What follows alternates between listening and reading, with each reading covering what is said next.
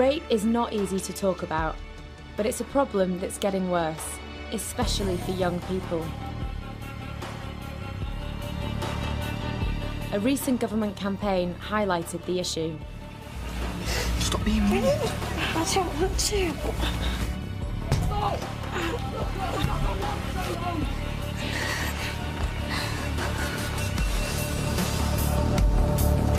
I want to find out what's going on. I'm going to speak to women who are survivors of rape to try to understand what effect it has on people's lives.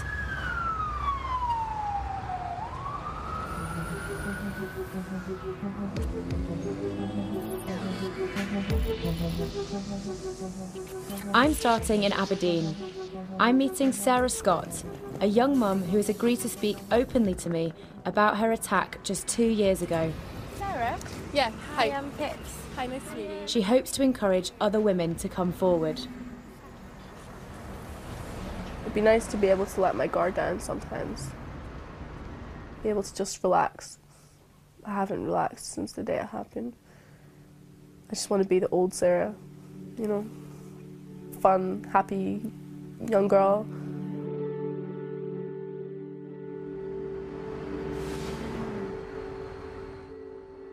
It was Christmas time, and like a lot of young people, Sarah and her sister were looking forward to celebrating with a big night out. But for Sarah, things went terribly wrong. It was just like any other night. You know, I met her at the nightclub. She was already drunk, and one of her friends had a VIP table upstairs, so there were like bottles of vodka on the tables. So I got drunk very, very quickly. We all got kind of separated throughout the night, all of my friends, her flatmates, my sister. Looking for her sister in the nightclub, Sarah bumped into a guy who was a casual acquaintance, and she asked if he could help her. And he was like, "It's okay, they're an after party at my house, it's fine." So I didn't doubt it, I had no reason to doubt him. He'd never given me a reason. Yeah, I didn't know him well, but why would someone lie about that? So we left the nightclub and went towards his flat. But when I got there, you know, he opened the door and it was dark inside. I was like, this is not an after party.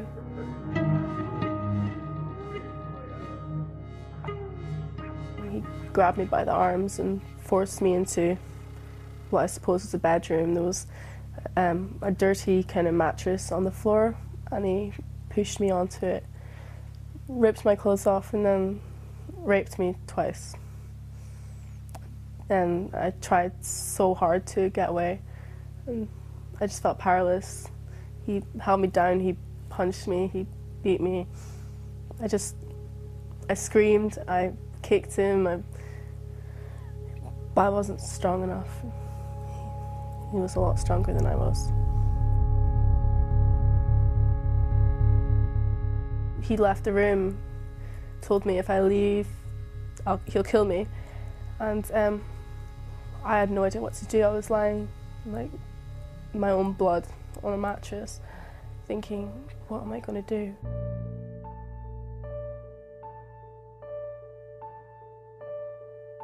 When I couldn't hear anything, I creeped through to see where he was, and I saw him like sleeping on the couch. That's an image that will never leave my head. I'm not sure why, I just see him sleeping on the couch. Sarah ran out of the flat wearing just a bloody dressing gown, looking for someone to help her. I ran past the bed and breakfast, and there were two men standing outside smoking cigarettes. And I walked up to them, you know, hysterical, "Help me, I've been raped." And they just looked at me in disgust. And they didn't help you? No, they went back inside. Alone and exhausted, Sarah collapsed in the street. 2 CID officers found her and brought her into a police station. All over my body there were bruises from his hands grabbing me, so I had these little bruises all over me. I suffered from quite severe vaginal tearing and black eye, scratches, cuts. I just remember sitting in the shower, just sitting there crying, watching all this blood drip off me and this dirt in it just kind of sunk in what happened. And I just wanted to wash, and then I realised that he was inside of me, and even to this day I'll never be clean of that. Never. Sarah's attacker was arrested that day. He denied raping her. I don't know, I just think maybe I can move on with my life more if he could just admit that he did this. But he put me through all of that, and I can never forgive someone who did that. I can never.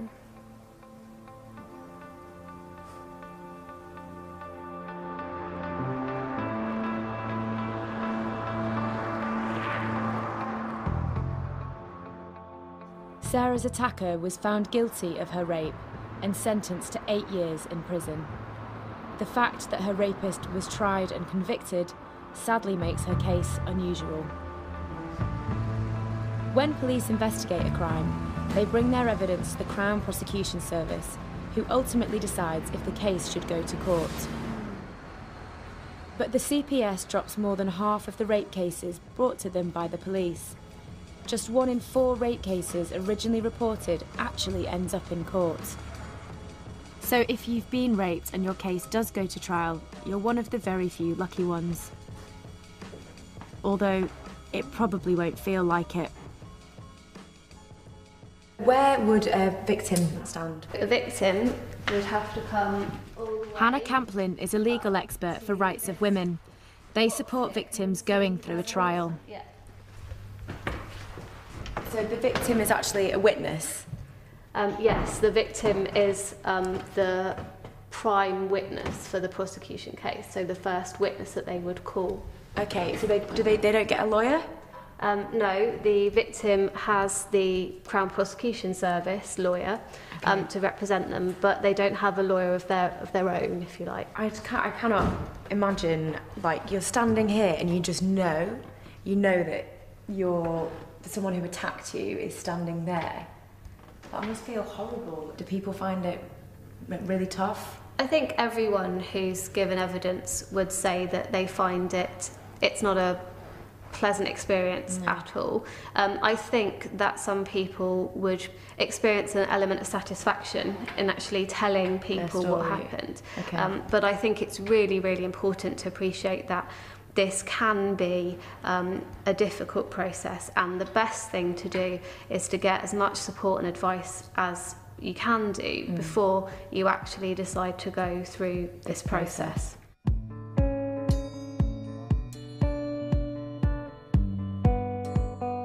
A victim would be in here reliving through everything again, and the people are firing questions at you and questioning what happened, and they're doubting what you're saying. It must be really difficult.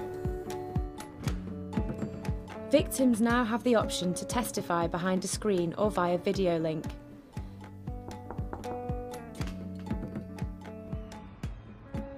Some women choose to face their attacker in court, like Sarah, although she wasn't prepared for the ordeal she then experienced. I was terrified of him. He was a monster in my mind, and I just needed to face that fear.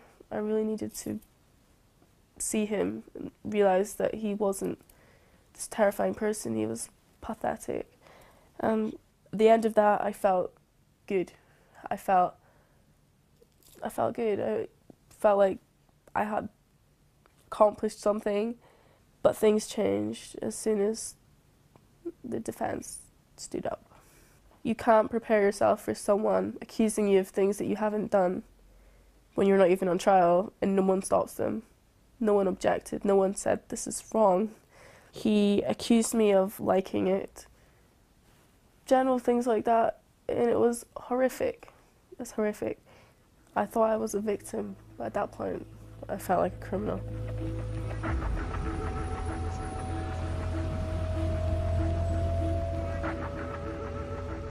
I asked a senior prosecutor with the Crown Prosecution Service if more could be done to protect victims in court.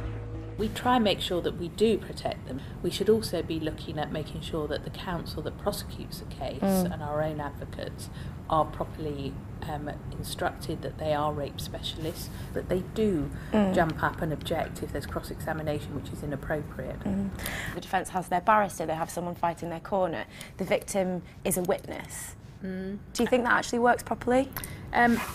I think it's the best system that we have got at the moment, and I think the protections that we've put in help tremendously. I still think there are things that possibly we can look at improving, but the way in which our system is, for any case, not just for rape cases, but for any case, it's an adversarial system where the prosecution presents their case and the defence challenge it. For some victims, like Sarah, the experience of court feels almost like being attacked all over again. But despite her anger at how she was treated, testifying meant that ultimately she saw her attacker convicted. Me and my sister stayed in the witness room because neither of us could deal with it if it was bad news. Then, about 15 minutes later, my friend and my mum walked through and they had like a big smile on their faces and said, "Guilty." And I was actually jumping. And if I could still remember how to do cartwheels, I would have done them. They believed me, and that was what was important, that people knew that I wasn't lying about this. This happened to me. I think Sarah was incredibly brave to stand up in court and testify against her rapist. But how can our justice system make it easier for more women to testify in court and make sure that more rapists are convicted?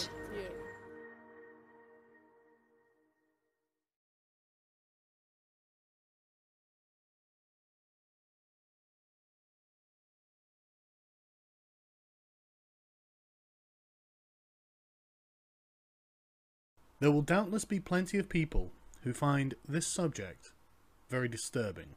To those people I say too damn bad.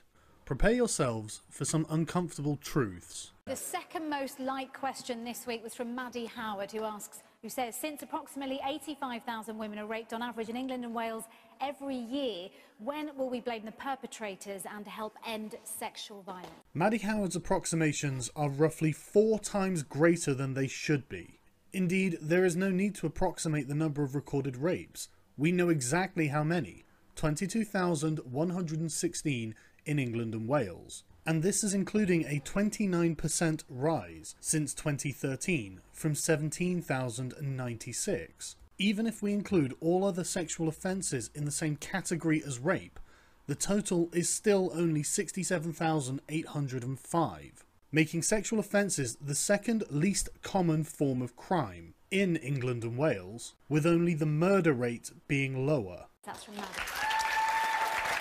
OK, so when will we blame the perpetrator, when will we stop victim blaming? Lisa? Well, I think quite simply when we've got a culture change and when we face up to the fact that we have problems with attitudes across society, but most importantly, in positions of responsibility. So this year we've seen, for example, a 13-year-old girl who'd been groomed and then raped by a number of men in court being accused by a prosecution lawyer of being a predator.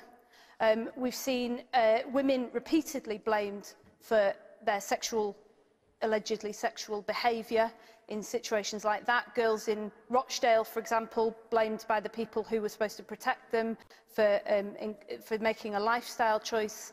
And we see it over and over and over again.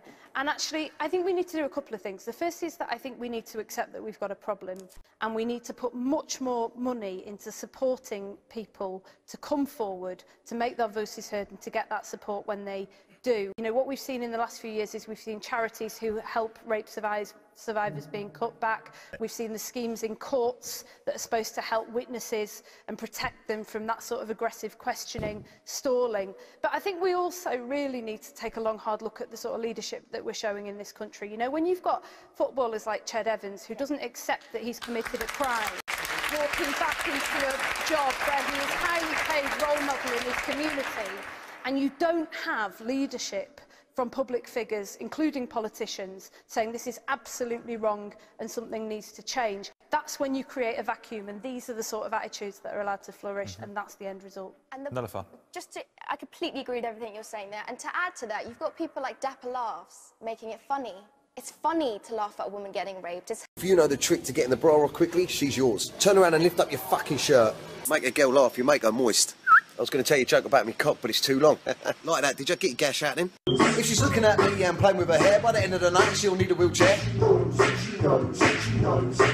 But how do you know if she's interested? It's easy, there's one thing you've got to do. Just show her your penis. If she cries, she's just playing hard to get. hilarious to think about either stabbing her or her having sex with you. And it's sometimes, as a British Muslim, I stand in the kind of, a lot of people who will understand that, I stand at a crossroads, and I think, you look at Muslim women in a hijab and you say oppressed, don't have a voice, can't do what you want, under a man's thumb, and then you kind of sometimes look at Western world and say, oh no, that woman has everything, she works, she does this, she does that. Well, actually, it's not as clear-cut as that. And in Britain, where we are today, in fact, a national survey found that a lot of police forces in our country are under-reporting some of the most serious crimes, including rape and sexual violence. It's easy to go over and say the other, that stigmatised, that other, you know, the hijabi, whatever, is the one who's oppressed. We're free. We've got it sorted. We haven't. And the first bit of solving this is actually having a police force, of having a government, of having policies that support the victim rather than perpetrators. That's the first thing. And I would say that one of the most important things around that is about what we do in schools. So we don't have sexual and relationships education in most schools at the moment. It's not compulsory on the curriculum. It's got to and there's be. a real problem, actually, because what we know is that a significant minority of boys at school don't understand concepts like consent. So we keep saying to girls, you need to protect yourself and you need to keep yourself safe. But actually, we're not looking at boys too, and we're not sitting with them with just very quickly, it's all well and good to know what a fallopian tube is when you're in year 6 or year 9 or whatever, and most people here have done sexual education and sex education, understand that. But consent, geez, the very basics of it, we don't understand. James, so is this a cultural problem in this country? I don't think that there is a so-called rape culture. I think it's a very emotive phrase. I think most men. I think most men know that no means no. I don't think that that we've become more of a rapey society. But I think one of the points you made, you referred, I think, to the grooming gangs in Rochdale and in Rotherham, and it's not just in the north. It's in Telford, in Norfolk. It's happened. We've got these organised gangs, mostly of Muslim origin. I think we need to. It's a fact. It is also a fact that a majority. Let me finish. Thank you very much. You outrageous interrupt. Okay, let him finish and then come back in. I'm not spreading lies. I'm just telling you what the member of that audience are actually. They are screaming at you. Why don't you read that the girl is screaming at you. If you look at the names that have come up in the court cases, you will find that most of them are of Kashmiri, Pakistani origin. So that's Nilüfer now, please. You talk about rape culture. It's a very pretty state of affairs when the police and the social workers would not deal with this problem because they were too embarrassed about being called racist. You're turning a question about sexual violence into one about religion. First point. Second point. Talking about can I just finish? Second point. You and I know, James, that a majority of rapes and sexual violence perpetrated in this country is done by white Caucasian people. We know this. I want to finish. Do you know what? A lot of the time, as someone who works in news, I get a bad rap, right, for kind of skewing opinions and going, oh, well, Muslims done it. And, you know, fair play to that. Sometimes that does happen in the media. But what's worse is when someone's... When somebody speaks the truth, why don't you? Call Do you them a liar. agree or disagree that the majority... I totally agree with you. So what are you saying? Because the majority of the population is white. So, inevitably, statistically, you're going to get that problem. Move away from you two now, I think. Yes, gentleman here. Does it really matter if they're black, white, orange, yellow? It's like, at the end of the day, rape is rape and they should get hung. I think James's attitude is symptomatic of the whole Islamophobia discussion. Because Bringing religion into emotional matters unnecessarily does not help anyone. It only antagonises things. And I think that as far as the rape culture goes, there is a problem. It's, you know, it was in 1991 that marital rape was finally made illegal. That's not that long ago. I was 7 years old at that time. I think part of the problem is that too many people now just see rape as something which, the woman was asking for it. You know, women, as you were saying before, cannot win. They either are wearing Islamic dress and they're called oppressed, or they're slut-shamed. Can I just go back to what that gentleman said over there? When I prosecuted cases and I dealt with cases, what I found is that you had people who committed rape were from all different backgrounds, because we have evil people in society for all different backgrounds. That is it. There are people from all different backgrounds who commit evil acts. Yeah, lots of people are reacting to James's comments before. That generalisation is abhorrent. Ched Evans isn't Muslim.